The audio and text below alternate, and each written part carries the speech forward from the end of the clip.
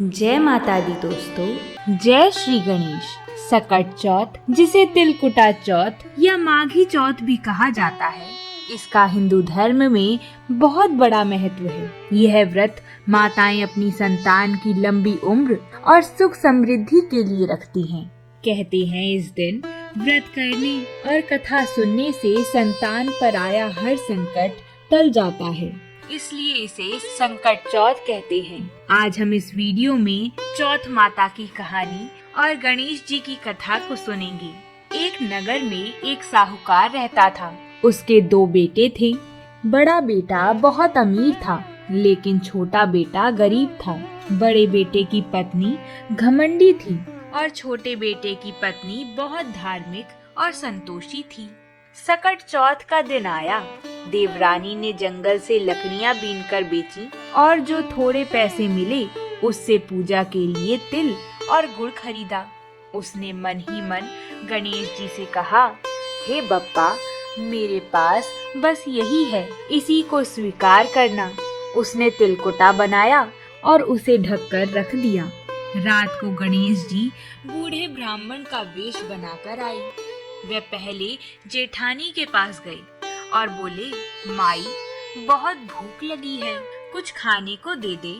जेठानी ने छिड़कते हुए कहा, अरे बाबा, यहाँ कहाँ आ गए?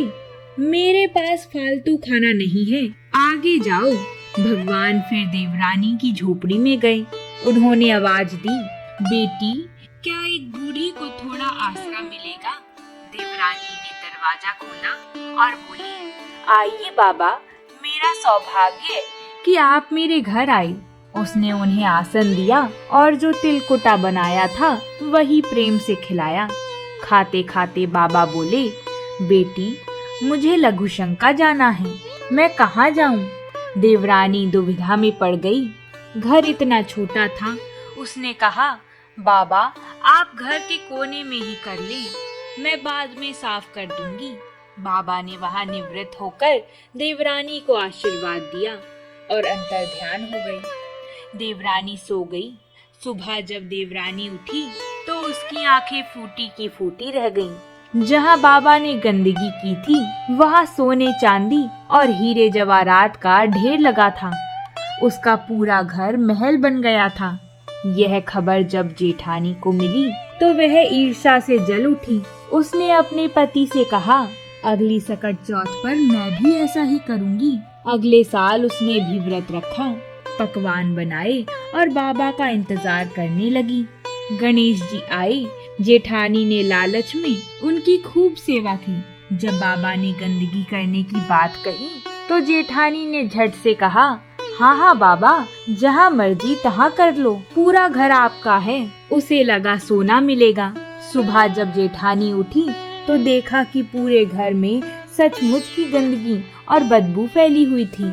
सोना तो दूर, उसका जमा जमाया धन भी मिट्टी हो गया। तब उसे समझ आया कि भगवान भाव के भूखे होते हैं, लालच के नहीं। बोलिए विनायक जी महाराज की जय। आइए अब दूसरी कहानी को सुनते हैं। सकट चौथ पर यह दूसरी कथा सुनना भी बहुत जरूरी है, तभी व्रत पूरा होता है। एक बार एक कुम्हार था।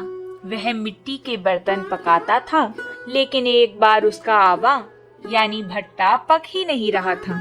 वह राजा के पास गया।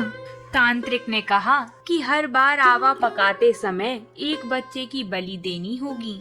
राजा ने आदेश दिया कि रोज नगर से एक बच्चे की बलि दी जाए। एक दिन एक बुढ़िया के इकलौते बेटे की बारी आई। वह दिन सकट चौथ का था। बुढ़िया ने बेटे को सकट चौथ की सुपारी और धूप देकर कहा, बेटा, भगवान गणेश और चौथ माता का नाम जपते रहना, सकट माता तेरी रक्षा करेंगी। उसने बेटे को आवे में बैठा दिया और खुद बाहर बैठकर पूरी रात सकट माता की प्रार्थना करती रही। सुबह कुम्हार आया तो वह हैरान रह गया।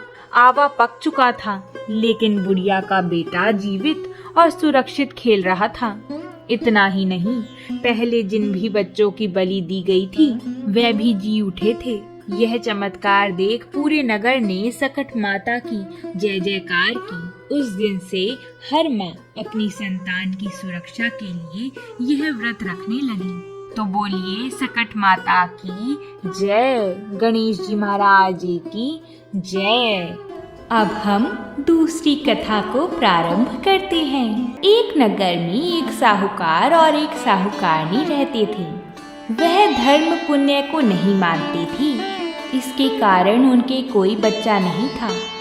एक दिन साहूकारनी पड़ोसी के घर गई। उस दिन सकट चौथ था।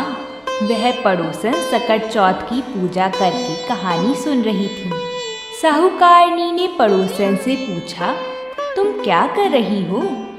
तब पड़ोसन बोली कि आज चौथ का व्रत है, इसलिए कहानी सुन रही हूँ। तब साहूकारनी बोली, चौथ के व्रत करने से क्या होता है? तब पड़ोसन बोली, इसे करने से अन्न, धन, सुहाग, पुत्र सब मिलता है। तब साहूकारनी ने कहा, यदि मेरा गर्भ रह जाए तो मैं 1.25 सेर तिलकूट करूंगी और चौथ का व्रत करूंगी।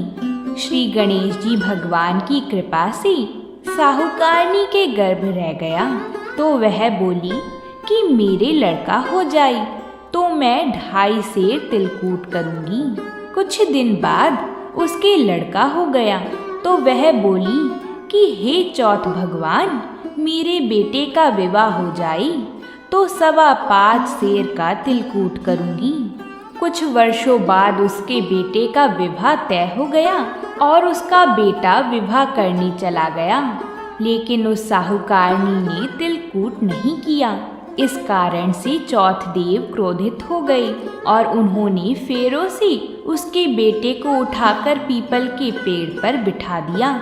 सभी वर को खोजने लगे पर वो नहीं मिला। हताश होकर सारे लोग अपने अपने घर को लौट गए।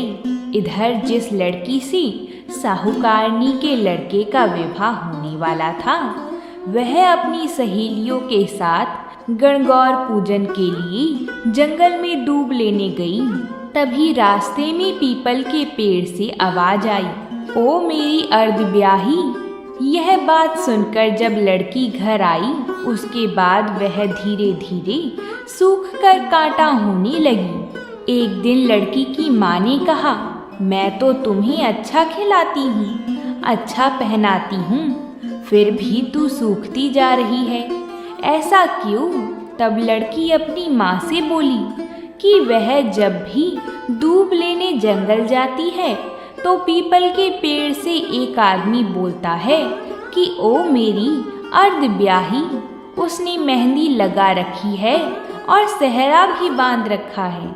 तब उसकी माँ ने पीपल के पेड़ के पास जाकर देखा। तब उसे पता चला कि यह तो उसका जमाई है। तब उसकी माँ ने जमाई से कहा, यहाँ क्यों बैठे हो? मेरी बेटी तो अर्धब्याही कर दी और अब क्या लोगी? साहूकारनी का बेटा बोला, मेरी माँ ने चौथ का तिलकूट बोला था लेकिन नहीं किया, इसलिए चौथ माता ने नाराज होकर मुझे यहाँ बैठा दिया है। यह बात सुनकर उस लड़की की माँ साहूकारनी के घर गई और उससे पूछा कि तुमने सकट चौथ का कुछ बोला है क्या? तब साहूकारनी बोली, तिलकूट बोला था। उसके बाद साहूकारनी बोली, मेरा बेटा घर आ जाए तो 2.5 मन का तिलकूट करूंगी। इससे श्री गणेश जी भगवान प्रसन्न हो गए और उसके बेटे को फेरों में लाकर बैठा दिया। बेटे का विवाह धूमधाम से हो गया।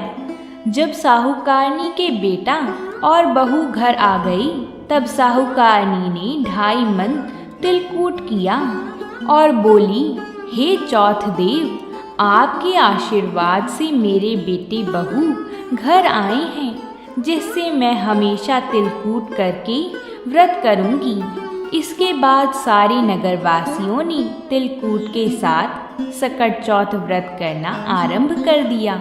हे सकट चौथ माता, जिस तरह साहूकारनी को बेटा बहू से मिलवाया, वैसा ही हम सबको भी मिलवाना। इस कथा को कहने वाली सुनने वालों का भला करना। बोलिए सकट चौथ माता की जय हो, श्री गणेश महाराज की जय हो। अगर आप सभी ने यहाँ तक कथा को सुना है तो वीडियो को एक लाइक ज़रूर कर दें, ताकि आप सभी के सुझाव से और लोगों तक भी यह कथा जा पाए और वह भी इस कथा का लाभ उठा सके। तो दोस्तों, कैसी लगी आपको यह कथा? कमेंट करके हमें ज़रूर बताएं और ऐसी ही अद्भुत पौराणिक कथाओं के लिए हमारे चैनल को सब्सक्राइब करें। प्रेम से बोलिए जय माता दी।